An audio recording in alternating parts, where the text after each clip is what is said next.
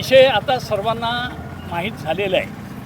विषय काही लपून राहिलेला नाही, कारण हा जो महागाईचा विषय आहे हा घराघरापर्यंत, स्वयंपाकघरापर्यंत आणि चुलीपर्यंत गेलेला आहे. बऱ्याच लोकांना, म्हटलं सर्वांनाच, हे महागाईचे चटके बसत आहेत आणि ह्याच्या विरुद्ध आवाज उठवायचं काम उद्धव बाळासाहेब ठाकरे यांच्या शिवसेना पक्षानं केलेलं आहे. आता जर आपण पाहिलं तर सर्वसामान्य माणसाला गरजेच्या ज्या गोष्टी आहेत तिथपासून ही महागाई झालेली आहे.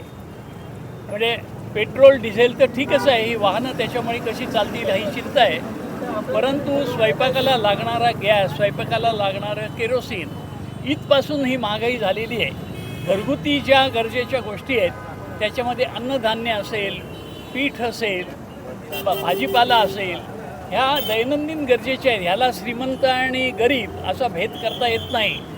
गरीबाला काय, श्रीमंताला काय, सगळ्यांना आपलं स्वयंपाकघर चालू ठेवण्यासाठी अत्यंत गरजेच्या अशा ह्या ज्या सगळ्या वस्तू आहेत, ह्यांची भाववाढ झाली, त्यामुळे लोकांमध्ये चिंता आहे, आक्रोश आहे.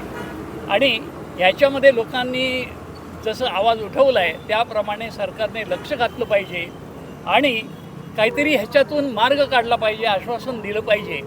आमचं हे म्हणणं नाही की सगळ्या वस्तू फुकट मिळाव्या, ते मिळणं शक्य नाही, परंतु परवडतील अशा दरामध्ये दैनंदिन गरजेच्या वस्तू, अन्न, धान्य, पीठ, केरोसिन, ह्या ज्या काही गोष्टी आहेत दैनंदिन गरजेच्या आहेत, ह्या सर्वांना परवडतील अशा दरामध्ये मिळाल्या पाहिजेत. हा शिवसेना उद्धव बाळासाहेब ठाकरे पक्षाचा आग्रह आहे आणि त्यासाठीच हे शिवसैनिक पुरुष आणि महिला एकजुटीने इथे जमलेले आहेत.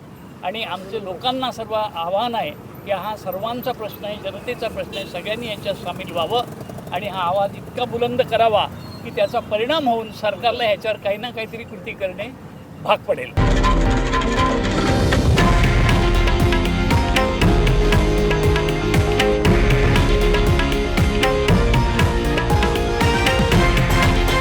हे आहे देशातील नंबर 1 न्यूज नेटवर्क आणि आपण पाहत आहात TV9 मराठी, एकमेव.